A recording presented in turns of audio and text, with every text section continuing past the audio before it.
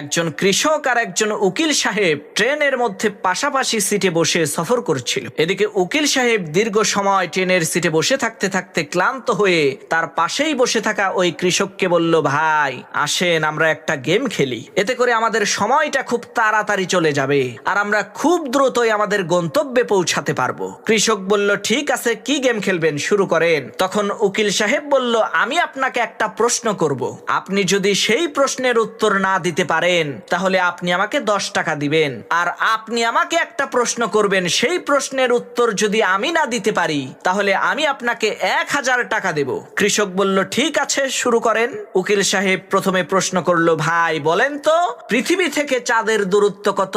উকিল সাহেবের এই প্রশ্ন শুনে কৃষক কোনো কথা না বলে চুপচাপ পকেট থেকে 10টা টাকা বের করে সেই উকিল সাহেবকে দিয়ে দিল। এরপর সেই কৃষক ওই উকিল সাহেবকে প্রশ্ন করলো, ভাই বলেন তো কি